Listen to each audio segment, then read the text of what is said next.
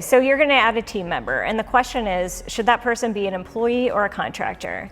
And it's important to know that the IRS has a number of factors to help you determine that, but the main point is that for a contractor, the company has the ability to determine only the end result, not how or when or where they do that work product. Whereas with an employee, the company has the choice to determine not only the end result, but how, when, where they work on the project for the company. There are some risks associated with misclassification. The IRS could audit the company and determine that a person has been misclassified.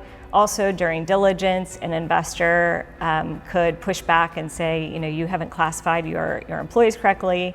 And finally, even an employee could bring a claim if it's misclassified.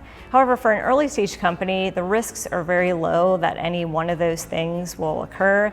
The most significant risk for an early stage company is that an investor will push back and say that the company has, or the employee has not been classified correctly. So why would you choose an employee versus a contractor? Generally speaking, a contractor is much simpler. The employee will receive, or the contractor will receive a 1099, and the company doesn't have to pay the associated payroll taxes. Whereas, with an employee, then you generally have to bring on a payroll provider, and it becomes more complicated and more expensive.